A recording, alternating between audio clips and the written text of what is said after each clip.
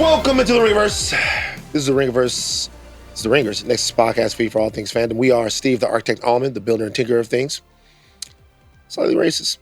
We are Jomi, the explainer, Adeniran. You've got questions, he's got answers. Old man Van He of the receding resurgent hairline. Coke, baby Chuck, 24 karat closes together. We are known as the Midnight Boys. Also socials, TikTok, Insta, Twitter, Facebook.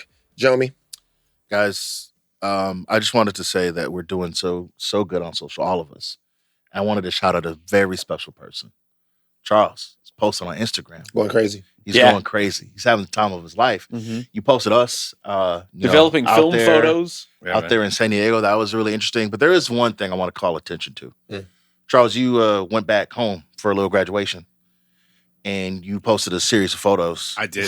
Yes. And if you slide, you can see Charles has always mentioned his twin. He's talked about his twin forever. Yeah. But we've never seen him. Yeah. Mm-hmm. And for the first time, I got a glimpse of what Charles' twin looked like. And I nearly stopped in my tracks, bro. I didn't see this. You haven't seen it? Yeah. Look on his Instagram. Oh my right now. God. That's my little bro Dad. Shout out my little bro Dad. So you're He's the a bigger older hater twin. than me. You're his favorite. He's literally like, yeah, yo, Joe. It is, So you're brother, the- it's you're the crazy. older I twin. need, bro, Yes. your It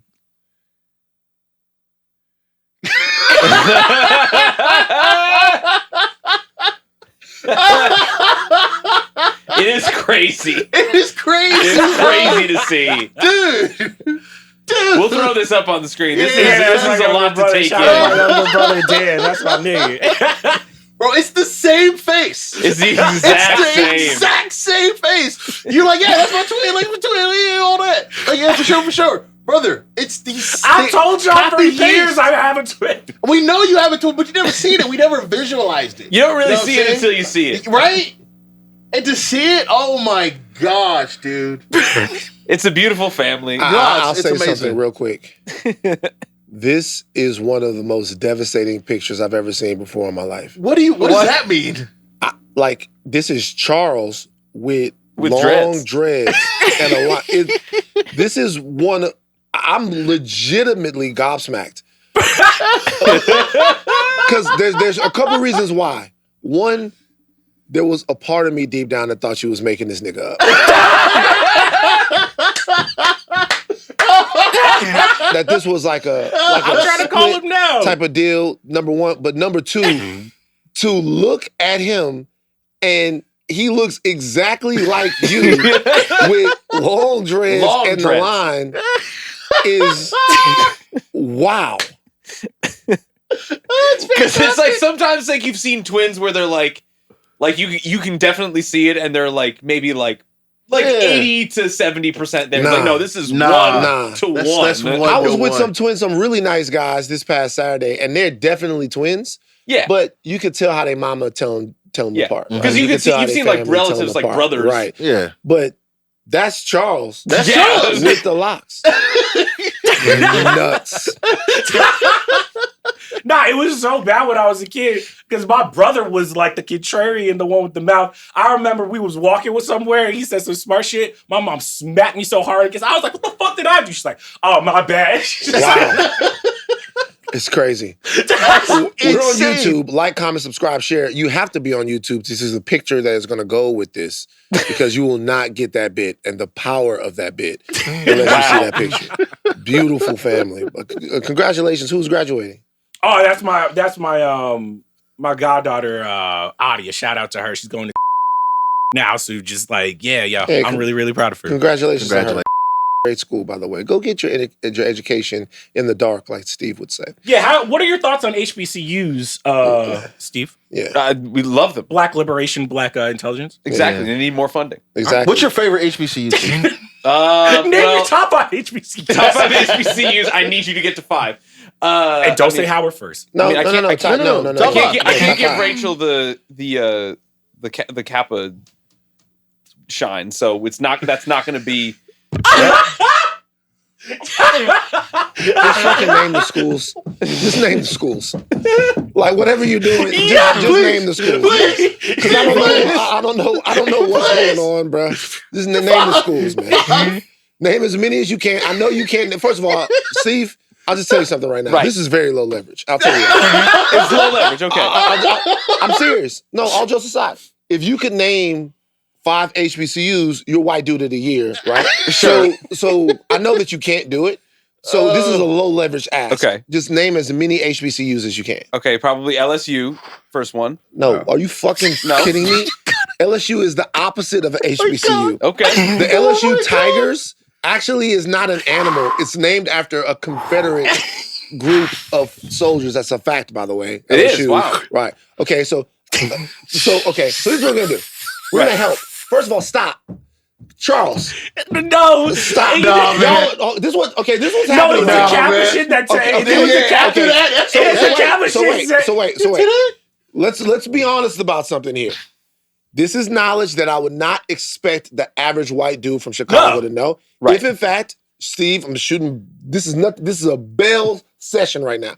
If Steve was from the South, I would expect Steve to know the HB in Baton Rouge. They know the HBCUs because this is completely out of Steve's depth. This is all fucking a plus. Right. But LSU is a gigantic school. Yes. Okay.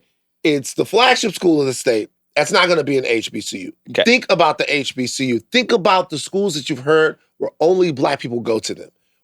DC, every year. DC, Atlanta. Think about schools like that. Think about it. Okay, what can you do? What you got? I can't really help you here. You got none. You never heard of Howard. I have heard of Howard. I didn't know if that was an HBCU That's or an not. HBCU. That's the thing. If I keep guessing, it's gonna sound more wrong. Just keep guessing. Just keep guessing. Just keep guessing. I'm actually trying to cover you right now. I understand that. If you're trying to cover me, you then have you wouldn't got ask me this question. No, that's not. You have That's got to actually get a somewhere. good Yeah, if you comeback. really were fucking with me, you wouldn't be putting me But on the this is spot like actually this. interesting. Hold on. Arjuna, where's Arjuna? Getting our burritos. What's up? Arjuna, how many HBCUs can you name? Not many. America's cooked. Yeah. This is really Trump's America. America's cooked. Okay, Steve. So we're gonna help. So Howard, Morehouse. Morehouse. Tuskegee. Oh, right, yeah. You know Morehouse. Yes. Tuskegee. We We just just talked named about. it. Yeah. Spelman, Okay. Southern University. Where I've I heard also of went. all of these. Of course you Florida have. Atlantic. Not Florida Atlantic. You fucked up yourself. See, My that's what fault. happened. What is it? FAMU. FAMU, right? Florida A&M. A&M, Florida my Atlantic fault. is a different school. My Okay. fault. But then so the HBCU, quick HBCU lesson for everybody out there. First of all, I will say this. This is funny, but look, the HBCU is a really important part of American history. Super important part. I don't have to go into the whole history. You guys probably can discern why. There were times where black people could not go to schools and get college education. Actually, if we go back further than that, it was illegal to teach a slave how to read because obviously knowledge is power, and you have a. But HBCUs, brilliant, amazing places, but they got them all over. Yeah, they got some of the more well-known ones, the ones that we've talked about, but then there are other ones. There's Whaley. There's all. Well, I don't even know if Whaley is one. Whaley might be, but there's smaller ones in Pennsylvania and places like that, like little bitty ones that really serve specific black communities. I mean, even when I went back to Tuskegee for the graduation, because my cousin is a professor there, he was teaching us. He's like, yo, in the beginning, he's like, all those bricks you see on this building were black people building these bricks. And he's like, a lot of times they didn't graduate because it was like, all right, I learned my skill. I got to go back to my neighborhood. And now I'm the person who knows, it is a very deep within our culture. I have an idea how to turn this amazing bit into something great. Steve. I will go to an HBCU. Yes, I will. No. Okay. You will, because you guys will eventually end up in Louisiana. I don't see how this hasn't happened already. But when we go to Louisiana, we'll go visit Dillard, Xavier. Just think about Louisiana. Louisiana has Grambling, Southern, Dillard, Xavier. They have all kinds of HBCUs just in that state. If there's a large pocket of slavery where your school is from, there's probably going to be some HBCUs there. Steve, you know what you should do? Steve's Black Fact of the Month. This is Steve's segment. We need a jingle. This is Steve's I will work on that. Steve's Black Fact of the Month. I'm not going to tell you, no one here is going to tell you what the black fact Should has be. to be. I need to find that you fact. Yeah. go out and you find a black fact that you think is interesting. And I want you to get into the culture. Get into shit that you like, right? Find black people that maybe we don't talk about. Right. The black heroes in Dungeons and Dragons. Yeah. The unsung heroes. The unsung heroes, like Steve's black fact I of will the be month. committing to this. And then Just once a month? Yeah, because we don't do it too much. Like, you come in here, we gotta protect your identity. Once a week. once every show in February. Comes in with the dashiki on. We like Comes in, because you know what happens?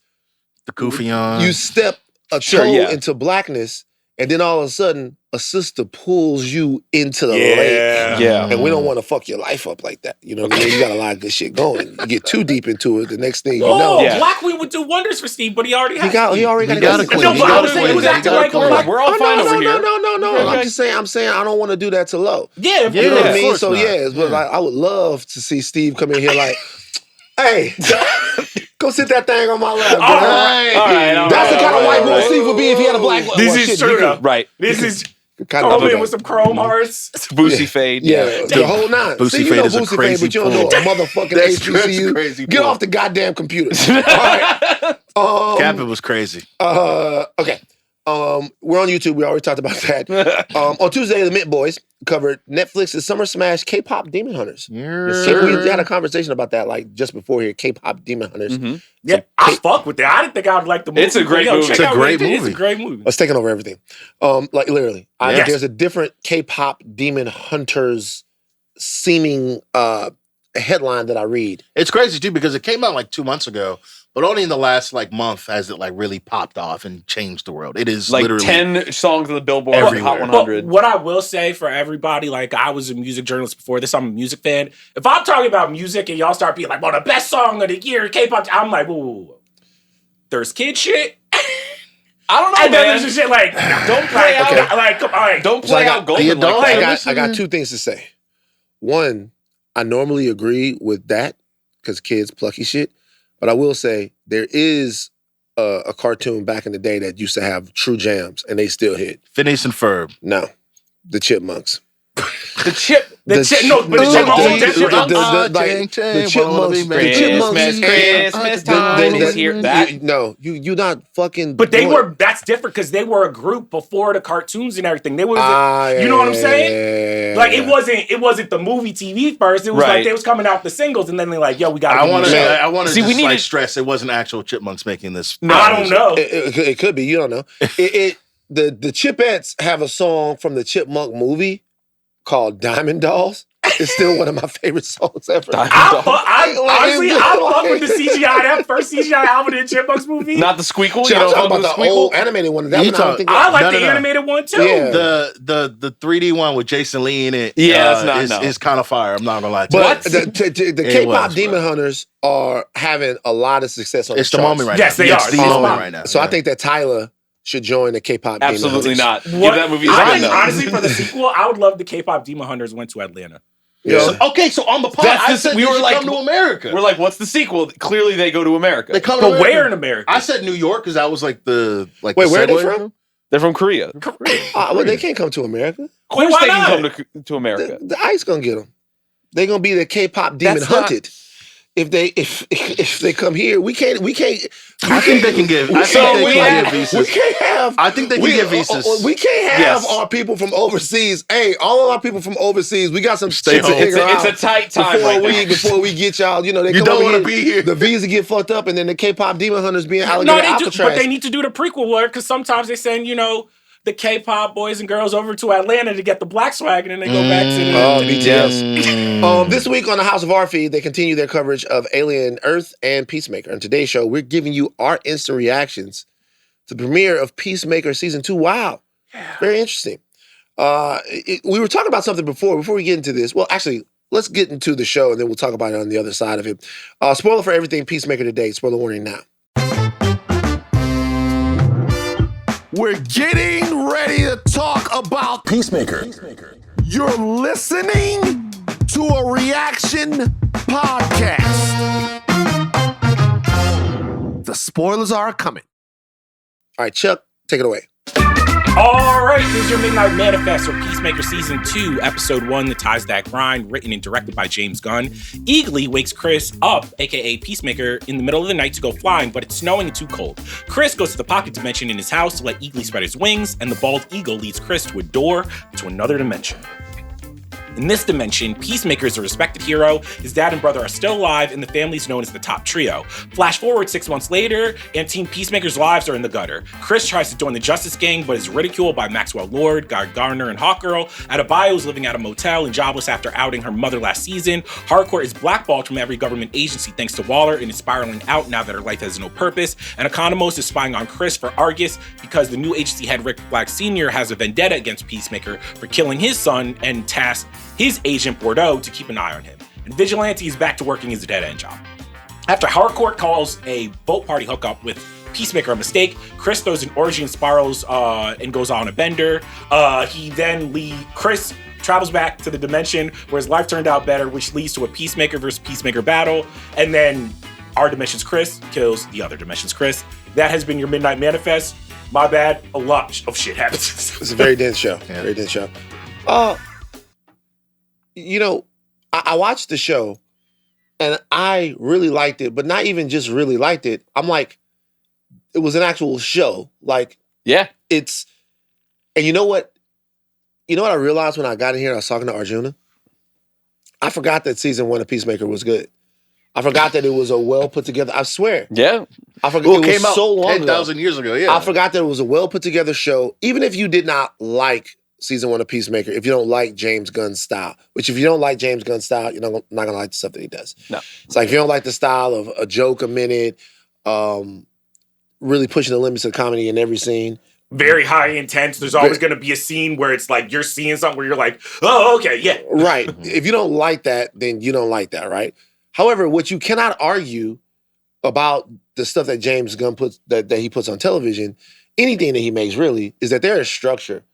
And a lot of the criticism that we've sort of litigated over this stuff in the last couple of years was that a lot of times it's unstructured and it seems like it's just kind of thrown together in post. But this is a TV show that reorients you with the characters, sets up a new world, gets you into that world, and then leaves with the holy shit, what the fuck moment. I think that's to credit to James Gunn's writing style, is that everything has to be like finished. He's like, I'm not going into anything without a finished script. And so when you're writing 8 episodes of TV, you write it like a television show. You don't write it like a movie, right? Like, you know, we talked about like the Marvel style versus everything. But at the end of the day, like he's got a structure that works. And so it feels like a TV show, to your point. Like it feels like it's oriented and this is how it's supposed to go. It doesn't feel hacked together and cobbled together like some of the other stuff might be. I was listening to Tarantino did some podcast interview. I think it's on like the Book of Tarantino podcast. And he said something interesting that made me think of James Gunn, where he's just like, I never felt like I got my just due as a screenwriter because I was a director. And people are like, well, he's writing his own scripts. Of course they're going to be good.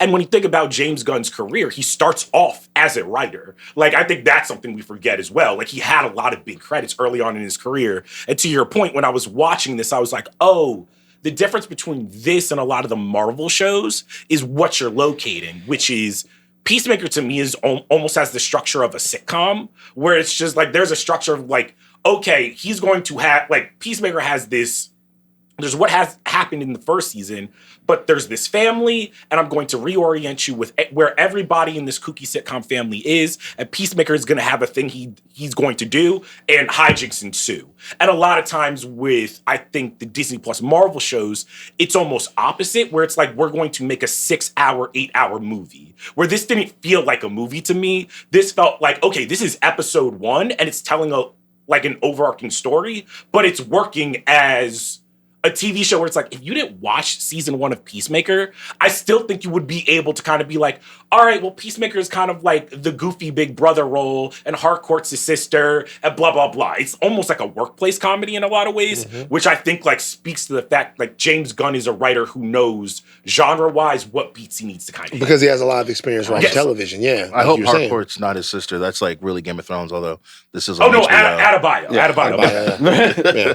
No, Gunn's structure is actually actually, I think, in my opinion, possibly better served in television because he is so good at the incrementals. He's good at finding intimate moments with characters in small doses that can add up to the, like, Trey Parker and Matt Stone, therefore structure. Whereas a lot of, like you said before, like a lot of structures in MCU stories and in TV shows in general, there's been a lot of like additions to stories that keep piling up and stakes keep adding and adding and adding. And then you have this finale that may or may not be something that we are fucking with. But this Trey Parker, Matt Stone philosophy is being like, okay, every single thing that leads in a scene is going to be a reflection of the scene that just came before. Therefore, this happens. Therefore, this happens. And every time I see this in Peacemaker, it's genuinely so refreshing because not only is it buoyed by great writing, I genuinely think that John Cena is probably one of the better actors that we've had in superhero storytelling.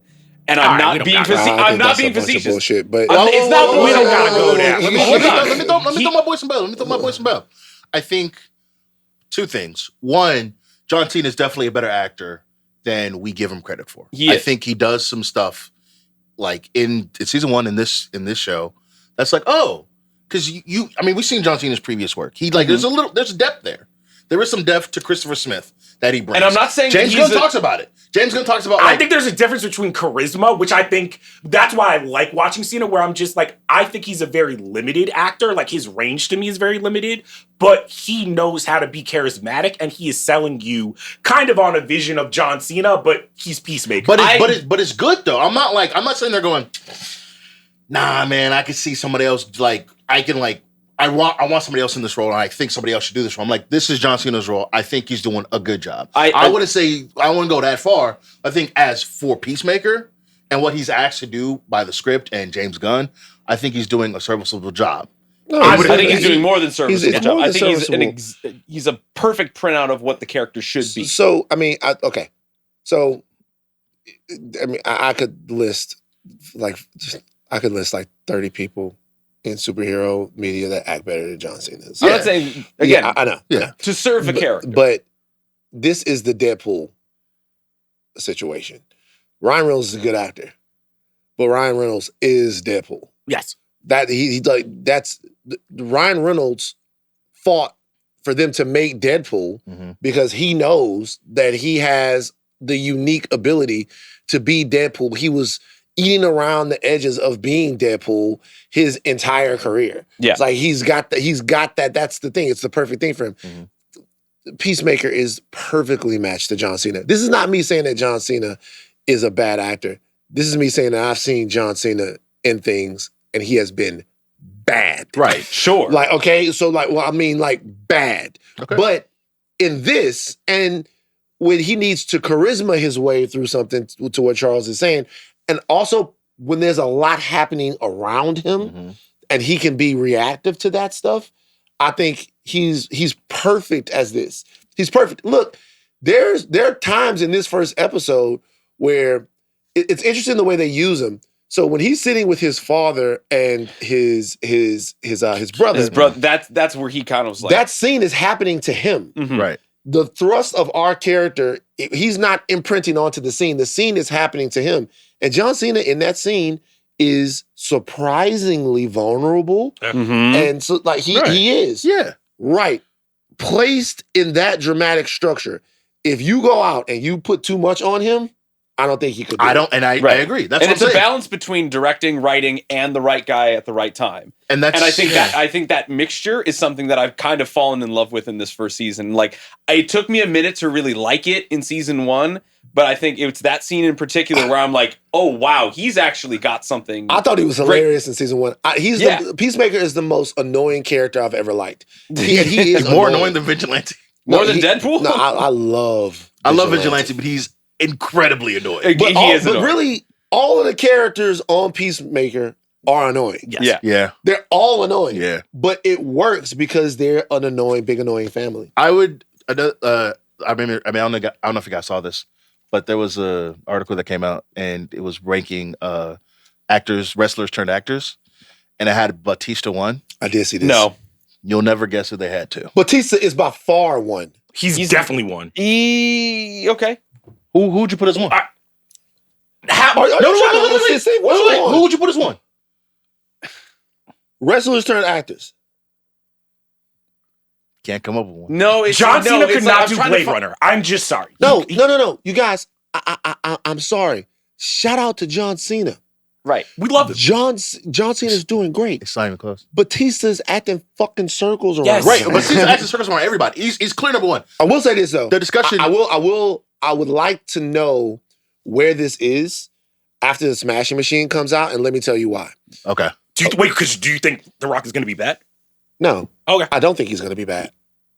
The Rock, I feel, and maybe I'm wrong about this, I feel about The Rock the way you feel about John Cena. It's the moment where I'm thinking if The Rock could be number one because the brand's been spoiled for a couple of years. Batista's a way better actor. It's not even close. But Batista's got too many. Artistically, I think he's just a better actor. Yeah, he's got too many different types of roles. Sure. Like Batista's going crazy in Dune, being super, and then Batista's in Doing James Guardians, Bond. Lives Out, and all that stuff. Even Drax, to sell Drax, like, we forget in that first movie how funny Batista is. It's a real comedic performance. So, but I do think that there are parts of, when I look at The Rock has, number one, never been bad in anything. He's never been bad in anything. He's been in bad movies. He's been in bad movies, but he's never been bad in anything. Right. I just think there was like a freaking 12-year period where he was just playing The Rock. Well, that's the thing. Yeah. So, but my thing is, there was a slight time, I don't know if people remember this in The Rock's, to where he started using the name Dwayne Johnson again. In the Walking Tall era? And he was a little bit after that. Okay. Like where he was trying to stretch his credibility as a serious actor. He did a couple of different movies, took some chances, right? Then Fast and the Furious comes, The Rock goes back to being The Rock, and he's been doing that for a while. I think he's to the point now in his career to where he knows that he can do a little bit more. So you're gonna see him try a little bit more. And I think he can, I think he's an actor that can do that. But Batista, right off the jump, said, Drax is Drax, but put me in movies where I prove to the world how good of an actor I am. And I think that the experience of doing that, like, has made him into literally one of the more dependable actors in the whole town. And I think the only thing that got in the way of The Rock's acting was his business acumen and the fact that he wanted to make big blockbuster things along with like having all of these successful business ventures that kind of like took away from the whole acting thing. He's a brain. Isaiah Thomas, you know what I'm saying? He's a great player, just not a good GM. Just not a bad, does not make good decisions. I'm interested in the Smash Machine because I think that's going to be The Rock reclaiming the serious actor mantle. And I think just for the future, he can't keep putting his body through some of the stuff that he's putting his body through. Yeah. And so Batista went and lost a whole bunch of weight. He's going to probably want to do that. But Cena, and sort of back to Peacemaker, like, Cena's really good in this. Like, he is. I'm not going to bullshit you. He's really good in it. He's being used well. I took the character seriously in this opening. Like, when he's standing there and he sees his brother, I'm like, wow, we really put Peacemaker, one of the most unserious characters ever, we put Peacemaker into a real emotional conundrum, and watching him navigate it was a really affecting scene to me. Yeah. So when I was watching this, I walked away from the premiere being like, oh, that was like a really decent premiere, to your point. Like, it's like, I think I've been vocal being like, I think I like a lot of James Gunn movies. I think sometimes his tone is something like lately that I'm just like, oh, this is a lot. But I was kind of wondering for y'all, how do we feel like the marriage of going from the cinematic Superman and that world and him building the DCU out? And when I saw the Justice Gang in it, I was just like, there was a surprise. There was a joke where I'm like, oh shit, like, we're already connected to Superman. Fuck, yes. And then as the scene went on for 1 or 2 or 3 more beats longer, I was just like, damn, I really just kind of want to watch the next Superman movie. Like, there was a weird conundrum where I was like, this just seems a little bit small. When I finally had the vision in my head, I'm like, okay, like, the DCU is cinematic now. It is like, it's a movie universe. I actually think that that's kind of to the show's strength because as grandiose and as big and bright and beautiful as Superman can be, and like how that world is like elevated, when you get to the smaller aspects of like characters who are like petty, unserious, and quite frankly sad, you realize kind of how big those other things are. Like it elevates Superman, and while also kind of like brings down the level of like Peacemaker just kind of being a loser that doesn't really have it. To think that that's the same guy that went on that talk show in Superman to just like spout some like, oh, well, I'm just like a cool guy and he's just whatever. That actually informs like how this world is kind of taking none of these people seriously, because all they are is just this like weird talking point. And to have a guy like Peacemaker who's like really messed up in the head, he's got a lot of family problems, kind of a psychopath when it comes to killing people, they'll just bring him out on TV whenever they need to have him talk shit about Superman, and then that's all he's kind of famous for. I think the scene. I think that's interesting. I think the scene had a lot of utility for me for two reasons. Number one, if the Justice Gang characters are going to show up in this, they have to be there for a reason, right? Not necessarily incredibly dedicated story reason, but there has to be a reason. Mm-hmm.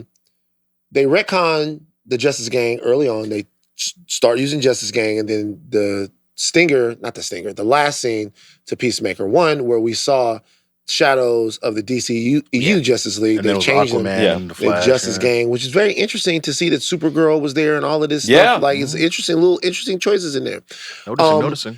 But that scene, number one, it reconnects us to the world and to the character of Peacemaker, is that we still have more journey with Peacemaker. Yeah. He's saved the world, but it hasn't done anything for him. Right. Because we live in two different worlds, really, the DCU or the MCU, where being a superhero comes with a lot of adulation and a lot of perks. Like when people see the Justice Gang, when they see them fly in, they cheer for them, like you just said. Yeah. Like they cheer for them, they go crazy for them, they do all of that stuff. They don't feel that way about Peacemaker. Peacemaker feels that they should, even though he saved the world in the first season. Oh.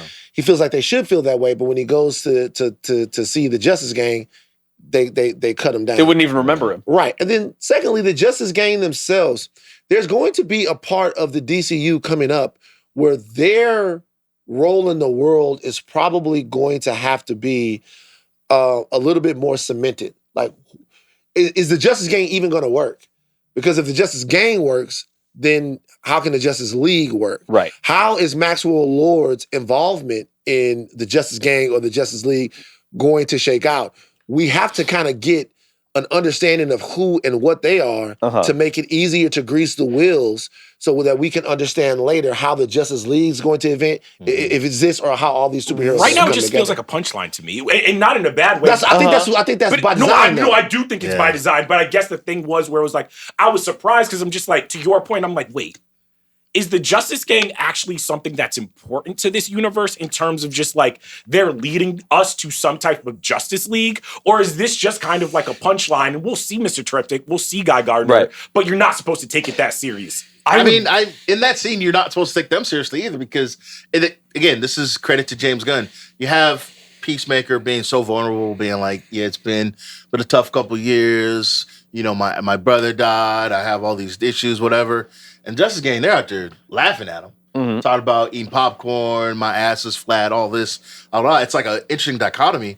But at the same time, like, to your point, I'm like, am I supposed to take these guys seriously? Are these people supposed to save the world? They're also not paying attention to what he's saying. At all. Yeah, so, at all. And think about what he's saying. Maxwell Lord is asking Peacemaker about the nature of what a hero is. Right. He's saying heroes don't kill.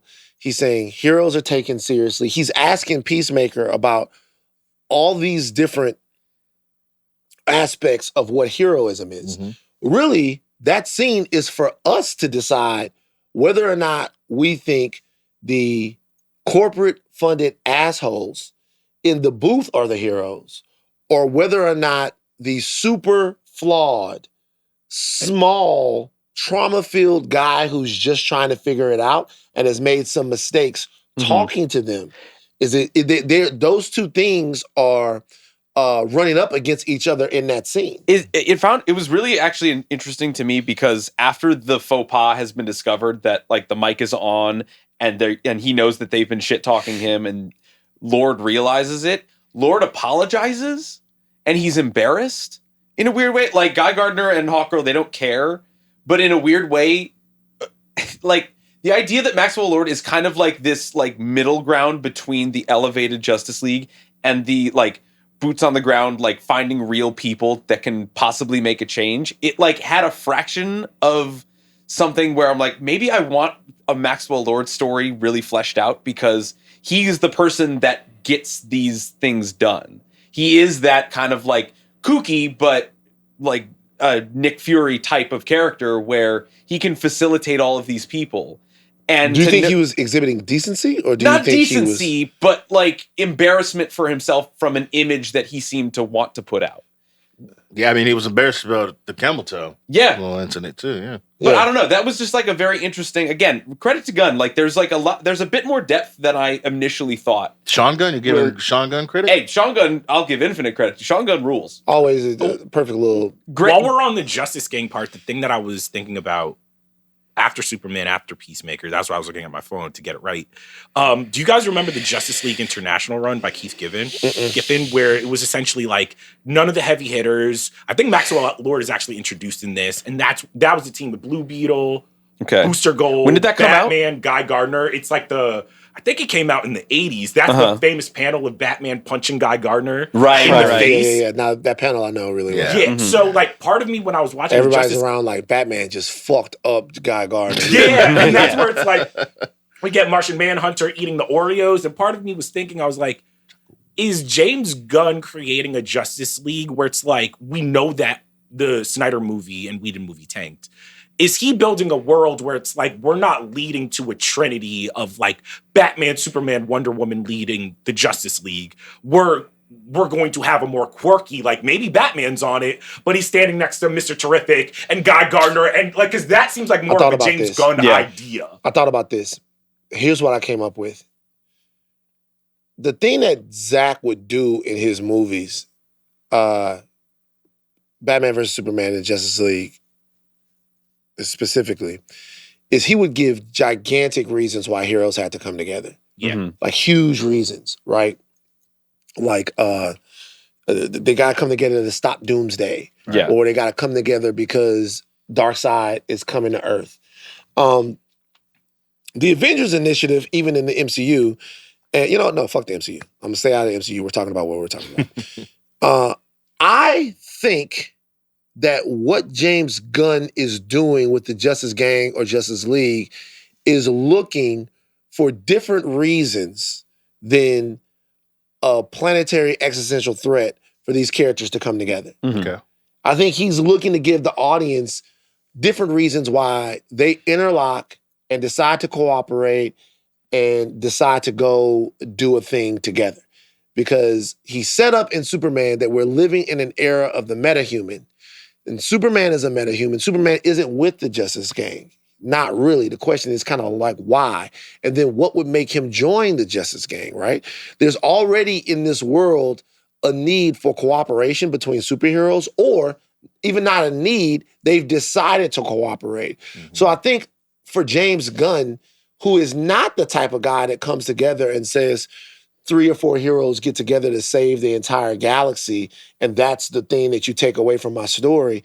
He actually has a lighter touch in terms of the reasons why his characters do the things together that they do. Like, we've seen characters thrust together for reasons, and then they figure it out, and they become a family. So in this situation, I think to your point, we're kind of interrogating the Justice Gang. It seems like we're interrogating Peacemaker in that scene, but really it's an interrogation of the Justice Gang. Yeah.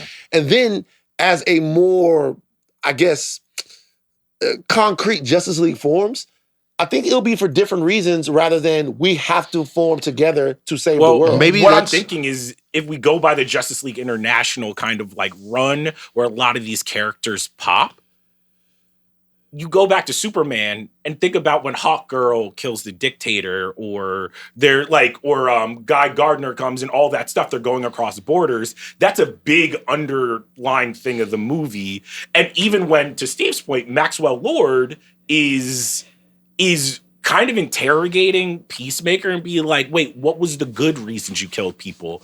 I think what this world is kind of. That's not what he said. He's like, what were the people that you killed for bad reasons? Yeah, exactly. Yeah. I killed most people for good reasons. Good that question. is a fucking crazy line. Yeah. He's like, most of the people I killed for good reasons. Okay, well, let's put those to the side. What about the rest of What them? were the people that you killed for bad reasons? But what I wanted him to answer that question. I did, because that's a you know very what I mean? good follow-up. That was a good line. Like that's a really good scene. But what I eight, thought was interesting about that is I'm just like, we just saw Hawkgirl kill the dictator, right? So we have a corporate backed justice gang that does feel like, all right, well, these heroes can kill. There just needs to be like a justifiable business reason that like we can, like Maxwell Lord is just like, hey, yo. But what I think is interesting as as a Justice League potentially forms is like James Gunn has already shown us in Superman, there's international heroes. Like, it's just like, what countries want their heroes on the Justice League? Is there a reason why Superman may not want to be part of it? Maybe he wants to be it. Like, it seems like he's making an organization that almost from the get-go is where the Avengers were in Civil War. Where it was not Civil War, Age of Ultron. beginning of, whatchamacallit? Age of Ultron?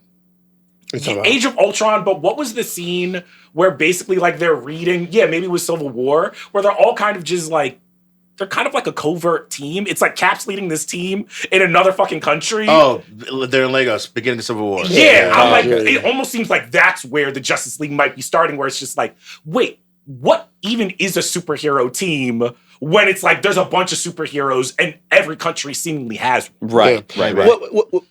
How do you guys feel about, okay, so it seems like this season, Peacemaker's gang is going to come back together for whatever reason, right? Yeah. And there's different stories that we're going to get in different arcs that the characters are going to get. How you guys feel about Harcourt? She, in this episode, was really going through it in a major way.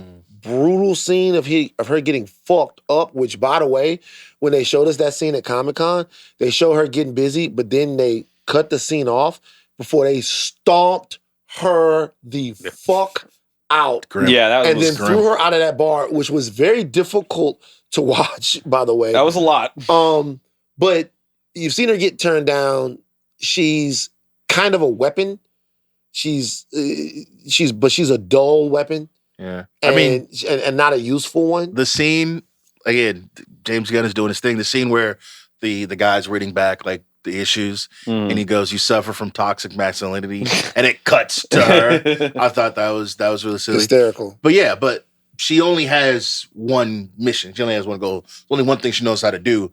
She can't just turn that off. And now that she's been blacklisted from every single government agency, it's like, what else do I do? Yeah. And I think part of her journey this season is like finding her use beyond that, or even just finding something else to do, really.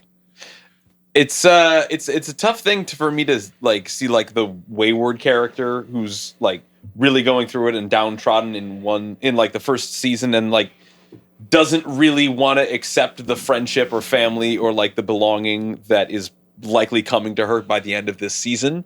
I think that the interesting wrinkle to that, and I hate to like make that character about her romantic interest, but when it's faced with the alternate reality, when Peacemaker sees that like, oh, they're together in this universe and they were like on the verge of breaking up, but they could probably get it back together. That is an echo for just giving him some food for thought as to how to treat her now.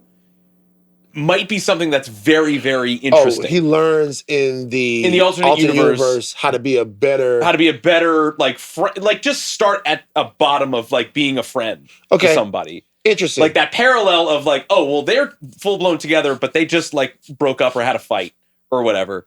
And he's just like, man, well, if I could fuck it up in this universe, I got to start working better in this one here. And I think that's where that interesting thing is going to come from, because she's clearly going through some really tough shit that I don't even know if she'll accept from him. Yeah, well, she didn't, right? He came over, was trying to be nice or whatever. And it's just a fuck you battle. That's interesting to me. And I think if it goes that way, just to let you guys know, we did get screeners. I did not watch ahead. Neither did I. But if it goes that way, that would be super interesting, because if they do a moonlighting on again, off again thing with them, it's going to drive me fucking crazy. Sure. Really? I will say, because this show has such like sitcom energy. Sitcoms are one of my favorite TV genres. The thing that I'm struggling with is the thing I struggled with in the first season of it. Like, when you get a first season, like think of The Office or think of Seinfeld, those characters are not the characters that you grow to love. Right. First seasons of sitcoms are very rough watches, because you're just like part of the comedy of watching something weekly. Especially those sitcoms. Yes. Like, in the 90s, because those characters are totally fucking different. Yes. By the time you get to the end of it. I didn't mean to cut your wisdom. No, but that is the thing that is why we love something like Friends, because it's just like, once you get to the second, third season, you have a bunch of history and you care about them, and you're just like, oh, I get these jokes and I get their emotions and how they're bouncing off each other. If I'm being my most critical, I barely give a fuck about Peacemaker. I think I give a fuck about Peacemaker because he was in a Suicide Squad movie. John Cena is naturally charismatic. He's a superhero. Like, he does have that wrestler thing of like, when he's on screen, he just has physicality where I'm looking at him and I'm just like, okay, like, I'm locked in. James Gunn, the real difficulty I think of this season is that he has the structure down, he has the directing down, him and his team know how to make just like a good product. Is me giving a fuck about hardcore, Adebayo, economy. Like, I completely disagree with that. No, I just don't like that. I'm speaking personally. I don't give a fuck. Hardcore, I can understand people being like, she works. We'll see if it works with her, right? Because she works best. She had a very specific role in the first season, which was bust his balls, grizzled, hardcore, fucking get the job done person. She was the one that whenever they fluttered a little bit, she brought them back down to earth to what it is the fuck that they have to do. If you change her to where she doesn't have the answers for herself, then it's a really interesting, dramatic journey. But do they have chemistry? Because that's another thing. We'll see. Like, that's never been proven. The one scene that they were in together, I thought the scene worked. No, I mean, even in the first season, like, I got that, like, maybe they were leading to love interest, but I was just like, certainly, yeah. I was like, I was we'd have to see it. But we'll see. Yeah. But I will say, I completely disagree about the Adebayo. Like, her shit by being Waller's daughter and that whole thing was insanely interesting to me. Insanely interesting to me to the point to where I almost wanted either the Waller show or movie or whatever, just to kind of see which parts of Amanda Waller, which I guess she exists in this. She would have to exist in this. Well, she was in the first season.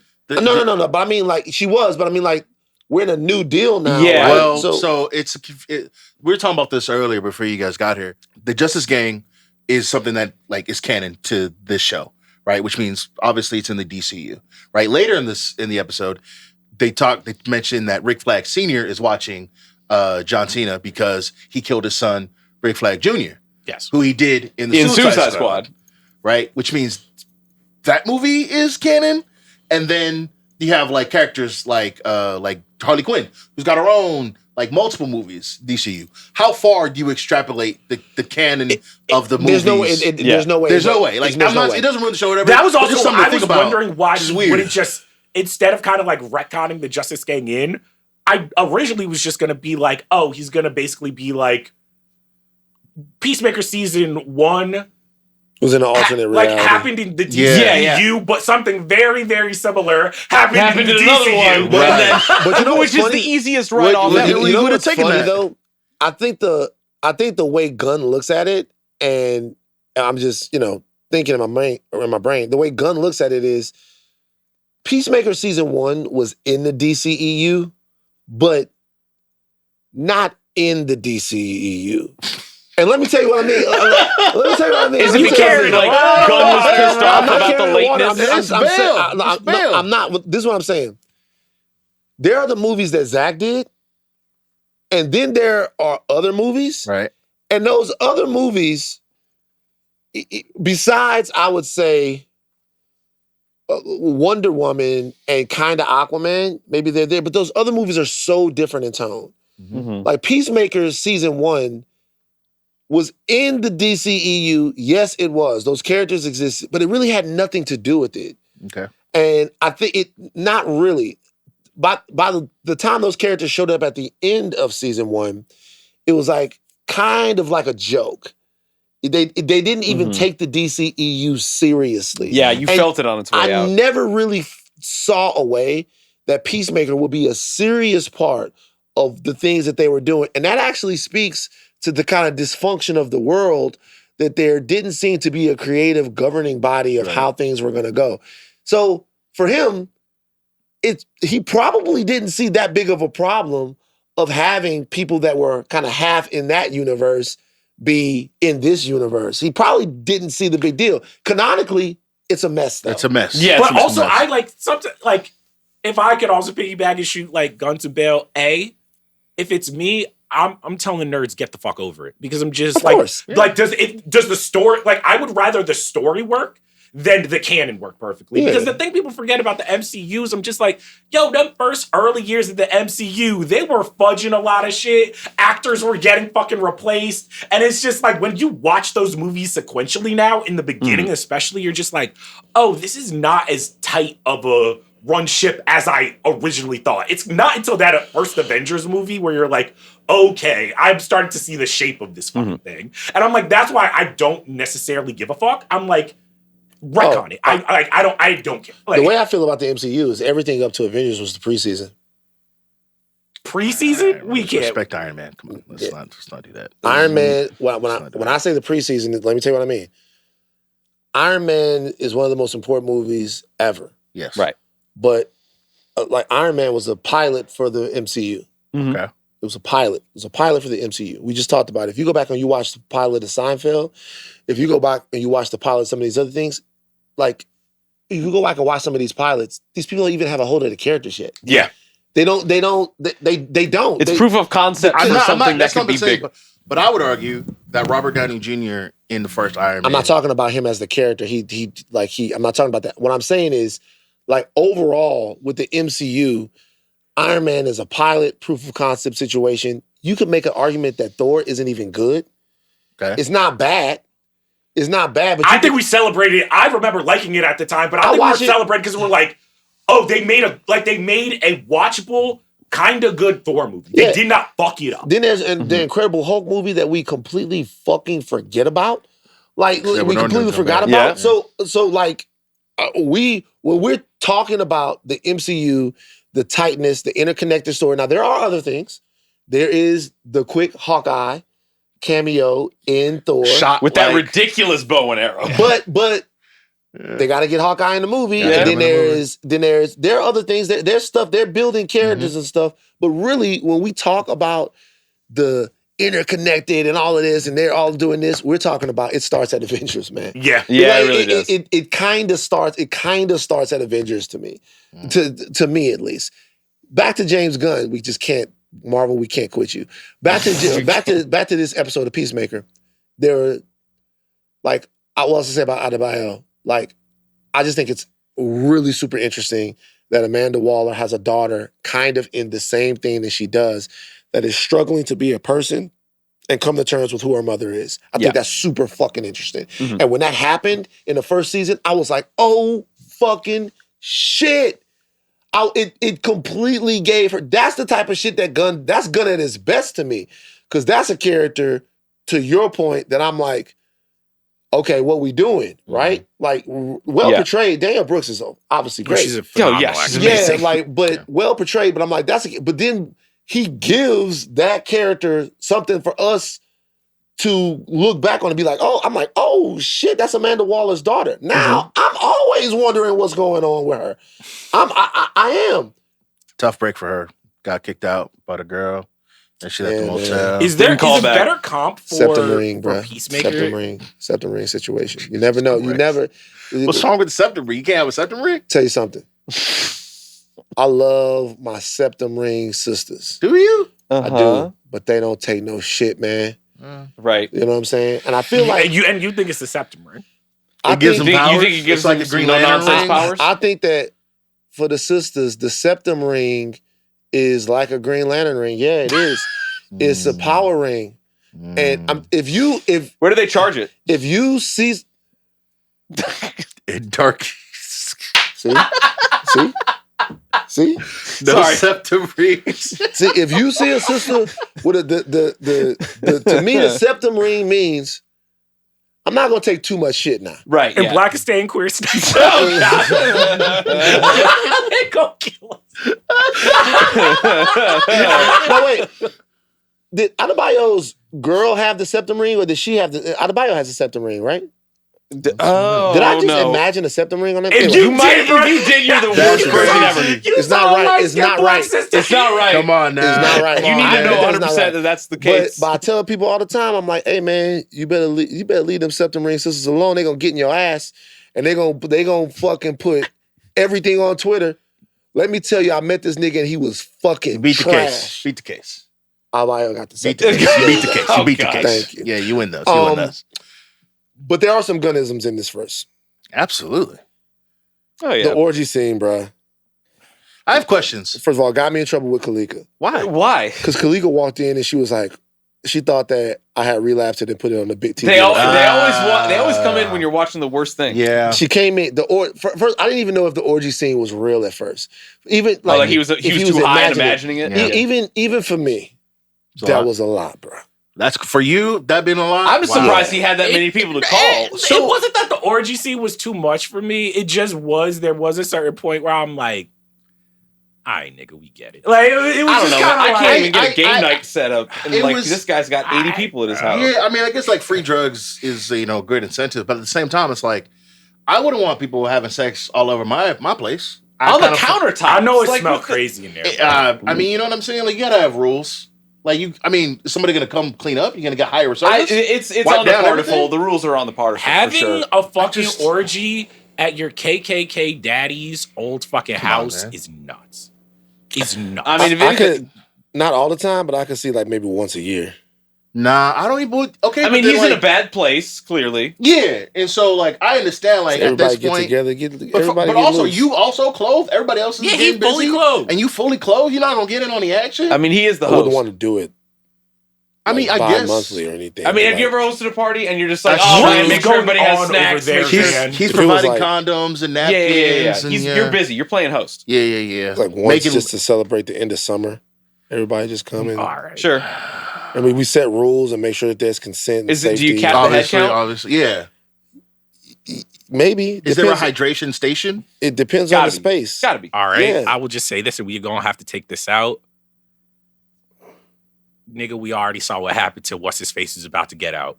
No freaky parties, no freak offs, no baby lube. That's I different. don't know if this is a freak off. That's different. I don't It's know. different. Wait, Yeah, That wasn't a Peacemaker freak-off. wasn't having a freak off? That wasn't a freak That off. wasn't- I don't no, think that a was freak off. that was like just a good consenting old fashioned adults, yeah. Let me tell you why red it blooded wasn't a American freak off. orgy. Freak off as we understood it, because if you followed the trial, we thought freak offs was like that. That's not what freak offs was. Freak offs was off of one guy's gratification. It felt like everybody was given Yeah. in that scene. Yeah. And It was Peacemaker freak- was not getting I gratified. see a room full of consent there. That was a freak on.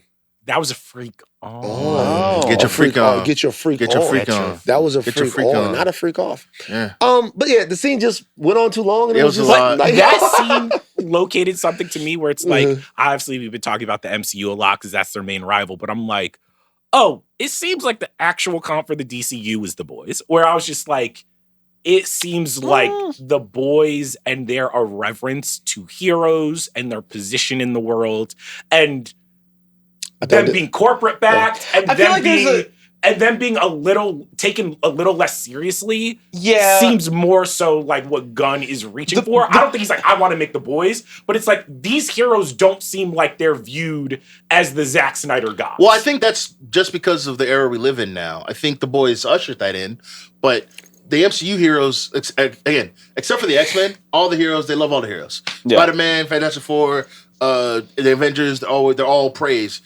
And so to kind of like, if you're going to be on this side of the aisle, if you're DC, if you're Amazon, you're like, all right, let's spin it back a little bit. maybe all these heroes aren't supposed to be loved. Maybe they aren't supposed to be celebrated. I think that's just a symptom of where we've been with the majority of superhero storytelling for the last 10 plus years, that we love all these characters. All right, what happens when we don't quite love them?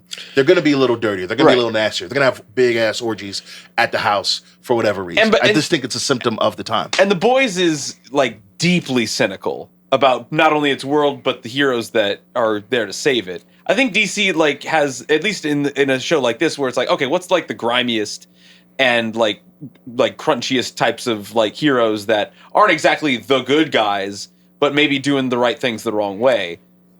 Even this, I don't see anything terrible or cynical about trying to be a hero. I see a character who's kind of lost his way and is there's some cynicism in here. The way the Justice Gang is portrayed, or at least Guy Gardner and Hawkgirl especially, these are two characters where I'm just I think there's cynical characters, but there's not a cynical world. Yes, this isn't a cynical world. There's always a cynical world. There's cynical characters, but they're not cynical world. I think the thing that for right now that I like the most about the DCU is that the seriousness, the earnestness, the cynicalness of everything going on is character dependent.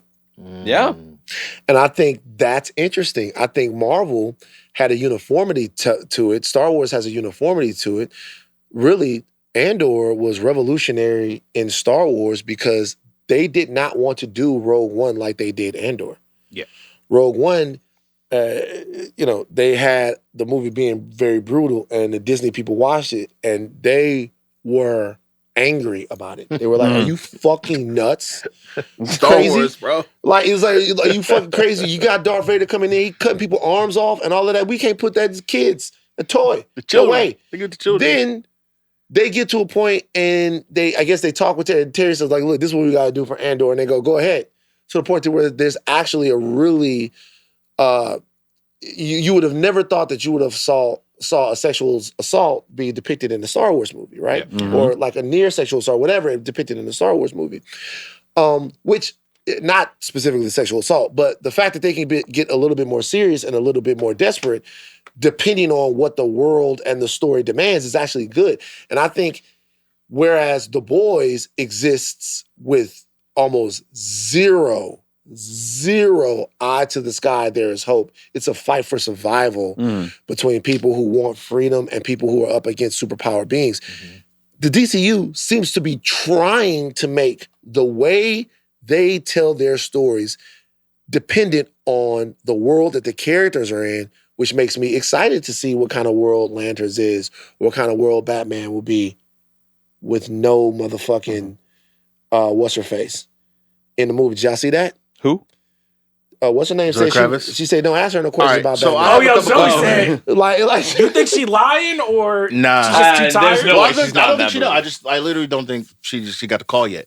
Here's my thing, and this is Peacemaker literally related. They mentioned Bloodhaven. They mentioned Arkham. They're playing in your face. They're like, yo, man, this is a full world, man. Batman exists. Gotham exists in this world. Man. Can't wait to see him. He's putting pressure on Matt Reeves. Gunn is playing 9D chess. He's putting pressure on Matt Reeves. Oh, absolutely. He is putting pressure on Matt Reeves.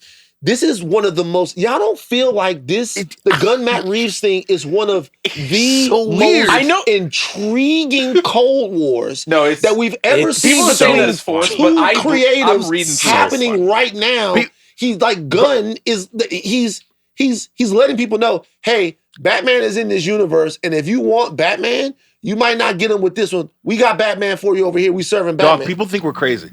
People think we're insane. They were forcing this beef. Beef. I'm not saying it's a beef. I'm saying these are two big time guys who are fucking with each other. They're fucking with each other. If they weren't doing that, Gunn would be like, we stand away from the Batman thing till we know what's going on. What if this is kayfabe? What if this is all just Matt Reeves and Gunn are actually fine, but they're just stoking the narrative a little bit. Would be incredibly risky if they did that. They did, yeah. Because if they were doing that, if they're doing that, which they could be, but why?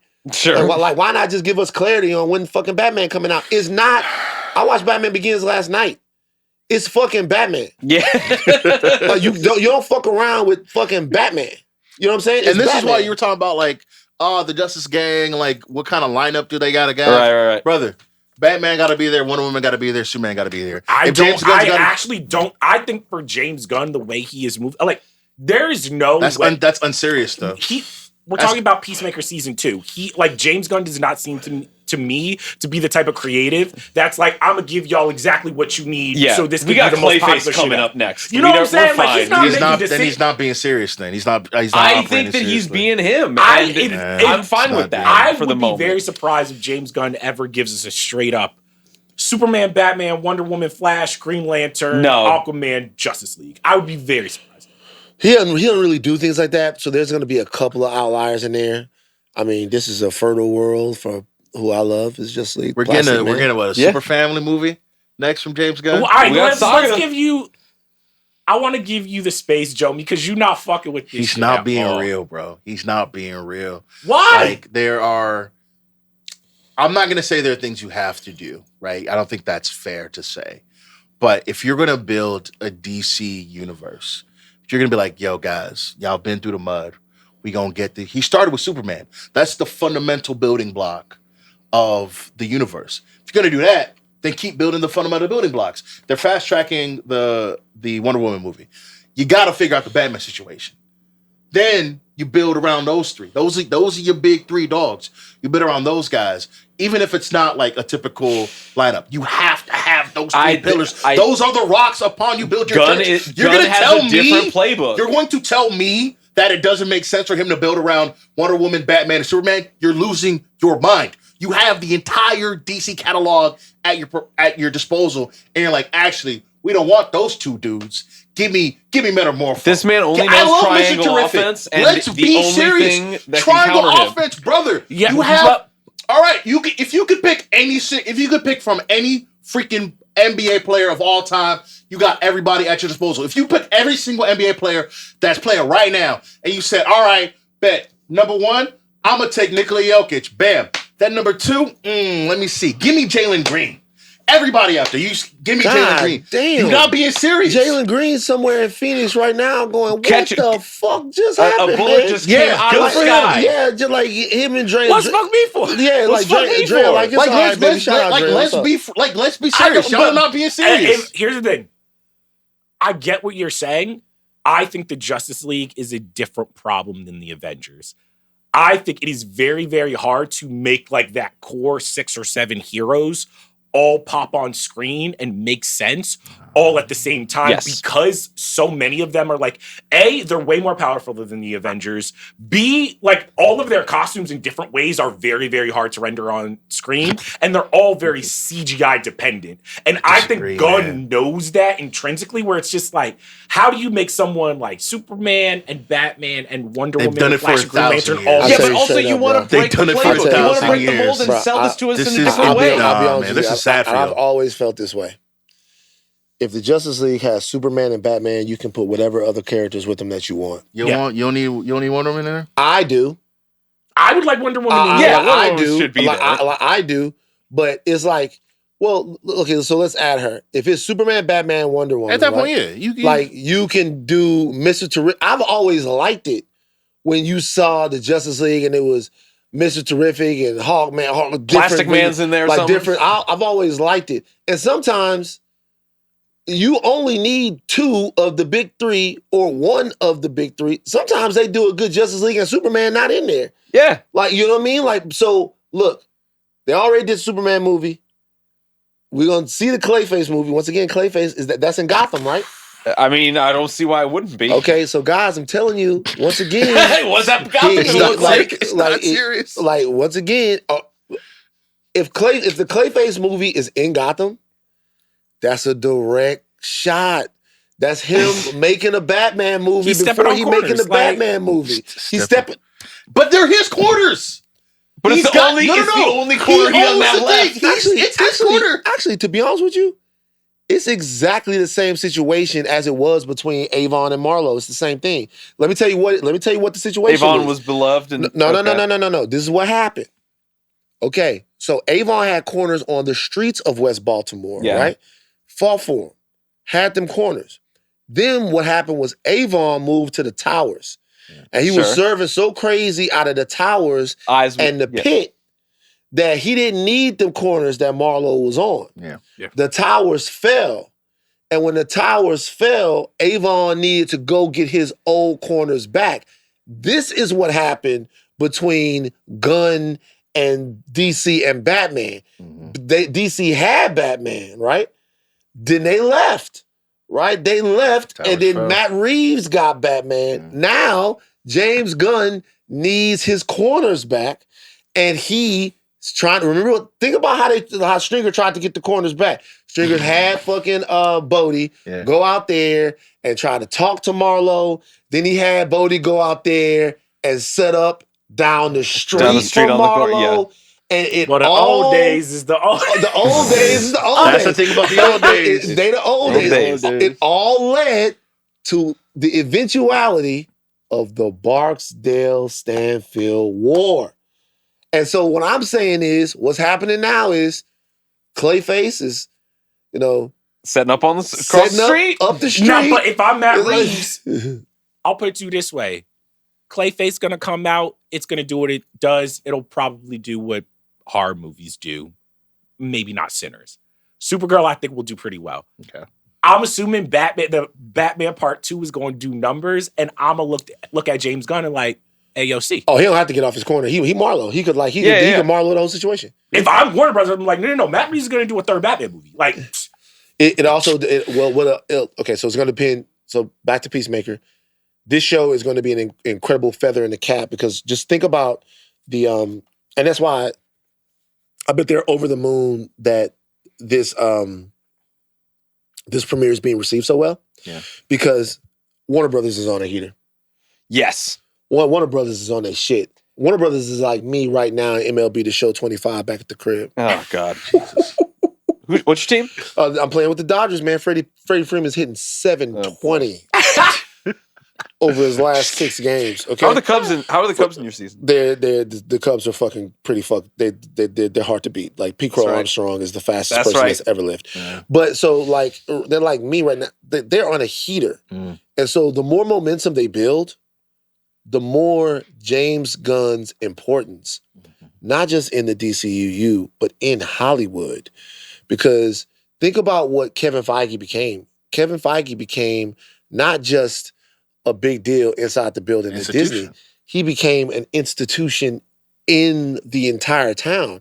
And Warner Brothers wants to keep this going. And the numbers that James Gunn keeps putting on the board, he's going to be able to kind of dictate kind of what he wants, not just from a creative standpoint, but from a business standpoint inside of Warner Brothers with them coming off of a couple of bad years. But what's interesting to me is when I was listening to a lot of the James Gunn interviews coming off Superman, he seemed burnt the fuck out. That could be true he too. He seemed tired. He's been working. He did an interview with Rainn Wilson that I read like recently, and he said the writing is the easy part. That's the best part. Directing takes all the time in the world. Like that's the thing that sucks up all the energy out of him. But with Superman Saga, what I think is going to be interesting, I think the thing that made Kevin Feige so successful, there's a list of things, is the fact that he wasn't the director. That it's like that energy that it takes to direct and be on set for 2 or 3 years. And I'm like, I thought James Gunn was going to take a little bit more of a break between Superman and whatever the Superman Saga is. I'm like, once he's done writing that's another 2-3 years of his life having to be locked the fuck. Yeah, and he's already writing it right now. It takes you 6 months to do that. Look, we potted it up. This has been a great episode on we still have one more scene to talk about. Hold on. We still have one more scene to talk about. But as we get back to Peacemaker, I'll say, man, you can't take a break now. I know that sounds whack. Yeah, you actually kind of But you, this is your, people get in the situation like Pedro Pascal, right? People go, Pedro. Yeah, my number one op. I love Pedro Pascal, but whatever. Y'all put me in that position and I'm going to stay. Pedro Pascal, people like Pedro Pascal take a break. You can't take a break right now. No, the money's not hot. right now. You can't take a break right Strike now. Strike on iron's hot, baby. Like there's a time where he's going to be able to slow down, in my opinion, be more judicious about his career. But shit, he been putting in work. Pedro 50. He been putting in work in Hollywood for 20 or 30 years. And now you are red hot right And now you got to go out and do it now so that on the backside of your career, you can take your time and be a little bit more discriminating in the types of roles that you're going to play and all of that. But right now, you got to go get it. You got to take the chances and the opportunities that are there for you. You got to. Okay, this show ends with crazy scene. Peacemaker on Peacemaker battle that ends in the death of the alternate universe Peacemaker, which I did not think was going to happen. I thought we were going to get a season of, I don't know why. I thought we were going to get a season of, I thought maybe he would kidnap that Peacemaker or trank out that Peacemaker or whatever. Maybe I haven't been paying enough attention. But I was legit, when the guy died, I legitimately had a moment where I was like, fuck. Because that's a tragedy for the top trio that we just met. Yeah. Yep. He's going to have to act like one of them. Yeah. This sets up our Peacemaker, Prime Peacemaker, to have a hell of a decision to make about which world suits him more. And with how crazy Gunn is, I could also see a world where we end up in that universe. And just stay there. And just stay there. I thought most of the season was going to be Peacemaker in this universe, or like a lot of the like B plot, A plot, or whatever was going to be like, because I think that also gives like James Gunn the liberty, which is like a smart move, where it's like he probably wants a lot of the DCU stuff to unfold on screen. So if you go to a little pocket dimension, he could be like weird and kooky and kind of show up ideas. And just show back up in the normal universe. Yeah. Be like, oh, not much change. The only problem is he confused it a little bit by bringing the Justice Gang into the Prime universe. You know? If he wanted to, very easily, he always does this. He never takes the easy storytelling route.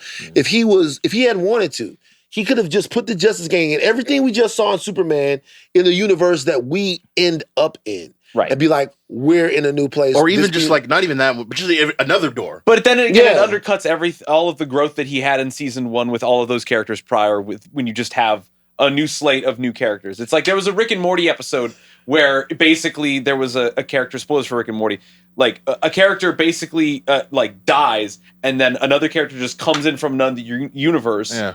And they bury that old version in the backyard, and then nobody says anything else. It's pronounced Parmesan. And and then that's it. And then you're like, well, fuck, that's dark and incredibly scary. How do y'all look at Rick and Morty?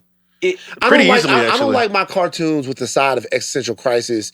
There's like in Universal. I had to tap out of it. It got to the point where I was like, same, but like occasionally it is I'm the only one profound. who's saying No, like, it is. No, it's a brilliant show. No, yeah. But the ideas are so big. Yeah. Occasionally it'll just be like a fun kooky comedy, and then it'll be another like, okay, are you if another you replaces you for the rest of your life, are you the same? That's the like, gamble. That's the gamble I like. 1 week it's just like a silly fun romp. Yeah.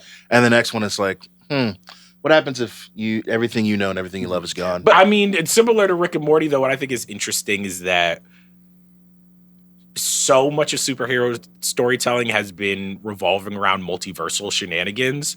And it's interesting to see James Gunn, where I'm like, oh, I can tell he's a writer, because he's even trying to be careful about, like, yes, is a pocket dimension, but I need to be judicious about how I use this. It always needs to circle back to story. And also never says multiverse. Never says multiverse. Never it's like he's being very surgical about being like, no, yes, this is another dimension.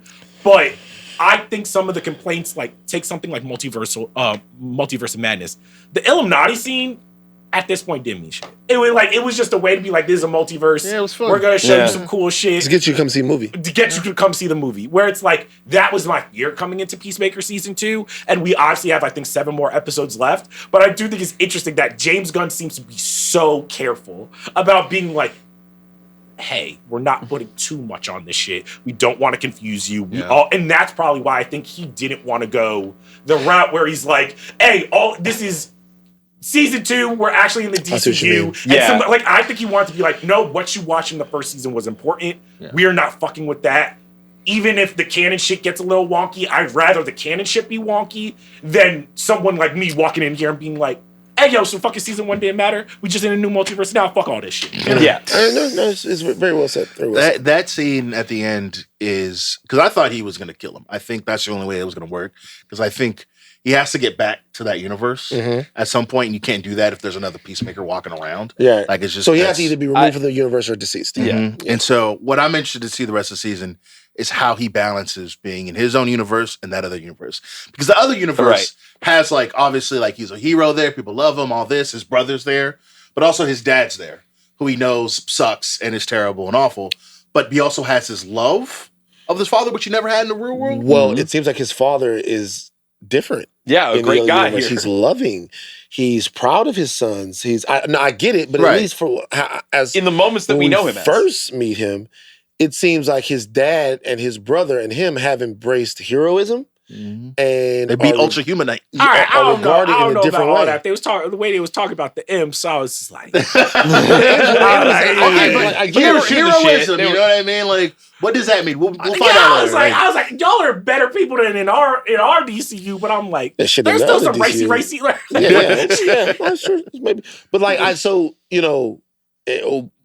like him, it's just gonna be. I love shows where at some point during the show, I legitimately go, well, how the fuck are they going to get out of this? Yeah. Like, and we know they're going to get out in some kind of way, but shows and movies where they get you to a point and you go, oh, I can't see a way out of this. Dukes of Hazzard freeze frame. They got Roy in there from The Office. Yeah, I was like, hey, yo, my boy. I was like, it took me a second. I was like, it took me a second too. I know that. You got beefy too. You know what I'm saying? No, you looking good. Like, I'm like, hey, I see you, Roy. Also, I'm calling my shot now. Calling my shot right now. She mentions, or Roy mentions, Roy from The Office. He mentions that like his ex, right? Yeah. And I'm gonna assume that's Harcourt, right? Yeah. And then he mentions he's dating a jarhead. Dating that jarhead, yeah. She's dating Rick Flag Jr. Bringing him back. Oh shit! In the Ultimate Universe. I'm calling my shot right now. He's gay? No, he's dating. She went to Rick Flag Jr. Who's bi? Peacemaker. Oh, Peacemaker is bi. Yeah, canonically, yeah. But I think Harcourt is now dating Rick Flag Jr. Oh, and I see what you're saying. He gonna come back and be like, "Oh, where's my ex?" And he gonna pull up. Altered Carbon comes back. Not only his ex girl in this universe, but the guy he murdered in Suicide Squad is gonna be a mom. He's gonna like. Okay, I'm calling it right now. That's good. This is good. Jomi, the prognosticator. I like this. Actually, you know, if you're right, there people are just going to say that you watched ahead. What time? Maybe. We didn't watch ahead. We learned from Screening Gate. We learned from Screening Gate. That's a lesson we learned 4 years ago. And then at the same time, it's like, fuck y'all. Y'all don't tell me. But also, I'm gonna be real. Y'all don't be yelling at all these other critics who watch all 5 episodes. It's only us. They watch all 5 episodes, and then they pass off their predictions as stuff that they've already seen. That's true. That's a fucking fact. They do that. They do do that. They do that. How about this? Glad you said it. I swear on my dad that I haven't watched anything other than the first episode. I swear. I promise. I can't say for these niggas, especially Steve, but I can't say for these niggas. I didn't watch. But all them Easter eggs. Creators, look at this. I'm like, there are creators out there that watch through the entire shit, and then they pass off their predictions as shit that they already know is going to happen. To be fair, they don't also get on the podcast and go, we watched 5 episodes. They don't tell everybody that. But I will say that they also do the thing where they feed you a couple of things that are wrong. Yeah, just to make one or two that are right. Because in this space, we never forget what people got wrong. Yeah. But we always remember what they got wrong. It's like the opposite of sports. Right. So it is what it is. By the way, no hatred on them. I like that shit. One last question. What's up? What you guys think of the intro dance scene? Good, not as good as season 1. Look, it's not as good as season 1. It's fine. Season 1, it was always going to be worse than season 1. I enjoyed it. Tell you what, they got some new talent on the show. That's all I'm saying, baby. They got a new one on the show. Bordeaux? That's one of them ones, nigga. All right, I'm sorry, bro. Like, I noticed it during the panel, but I kept my composure because I'm up there. Yeah. That's one of them ones. Okay, that's a big type. All right, let's hold on. Whoa! That not a big type. That's one of them. I'm shout out to her. That's one of them. We need time. We need time. Even when they're in the office with, and I always think that I'm past this. I always think I'm past like watching a show or being into a show and wanting to see more of a character just because that character is so unbelievably beautiful. But I'm watching the scene with her and Rick Flag, and I'm like, yeah, I want to see more. See more. It's off the rip. So I want to see more of her. Rip. I think she got it. Let's spend a day with her. She got it. I mean, because that character is from the Checkmate series. I read that as a kid, so I was like, oh, we should give her a little spinoff. Give us an 8-episode series. A spin-off off the rip? Off the rip. Shit. Come on, man. I was the most interested in her storyline. Off the motherfucking rip. I want to see what she gonna do. The vision. What she got going on. I want to say her name though. What's She plays Bordeaux. She plays Bordeaux. What's the actress's name? Peacemaker season 2. Her name is it Sol Rodriguez? Sol Rodriguez, yeah. Sol Rodriguez, yes. Sol Rodriguez, yes. Argentinian. She's best known for the role of Micha in Nickelodeon Latin America series Grachi. Why do you I'm say sure it you're like pronouncing that? all that right. Yeah, I Why know do for a you fact add a that little spice to it no way every you're saying single that right. time? So Wait, is say it Naruto one more time. Naruto? Oh, by the way, Oh, she was in Picard. Picard. She was in Oh, Picard. okay, yeah. She was in Picard. Oh, by the way, I'm about to start Oh. on my trip. The last thing I'll say, Cowboy Bebop. Oh, okay. There we so go. I'm gonna 26 watch. episodes. I'm gonna watch Cowboy Bebop. I don't Cinema. know if you're gonna like Cowboy Bebop. Okay, You gotta everybody try it, said- though. It's a very slow show. Everybody said Cowboy Bebop. It's vibes. Look, man, I It's asked a him, vibe. I do like. This is why when you recommend people anime, I'm just like Cowboy. I love Cowboy Bebop. You think It is you a could just classic. jump in with the movie? It is a very. Okay, I just watch the slow show. movie. If I just watch the movie, I'll watch the You got gotta watch the show. You gotta watch the show. You kind of gotta watch the show. It's like, are you? Yeah. Like, it is a vibe show. It is just like. Cowboy Bebop. Yeah, it's easy. It's light. He doesn't need. It's fine. Do they have powers? No, No. They don't have no powers. they're just space. Can y'all cowboys. give me some shit? Oh, it's Space Cowboy. Yeah, Oh, he's a bounty hunter in space. oh, I'm in. Have you seen Firefly? I like that. Yeah. It's like that. Oh, okay, I'm in. You think you gonna love Jet Black? Jet Black. Oh, he might like Jack Black. He's Yeah. gotta So love Jet Black. let me ask you something. What's an anime movie I could watch? A movie where they got powers. Powers. Where they got powers? Yeah, they got powers. Like, All oh, of them. man. Just tell me. Just give me one. Don't do me that way. I'm No. It's see what you're doing. it's like, I'm you like, making which an one? I was just olive He like, branch. has to be he has to be judicial. It has to be Yes. very like Yeah, you yeah, you can't. gotta Don't worry, pick we're the working one. on something. I don't want to give it away. We're cobbling together a list. Okay. We're coming up together with the list. We got a One mo- dossier. okay, cool. Okay, cool. So no, don't do Cowboy Bebop. No, then. watch the No, show. no, No, do you that. can't. I'm Do just that. saying. Do that. I think a lot of times when people are recommending anime, they recommending you anime where I'm like, you gotta be like, You got to be involved. you gotta get involved with Cowboy Bebop. I started trying to rewatch it, and I'm like, this is too lacking. Like, I would fall asleep. It's classic. I love it. It's one of my favorites.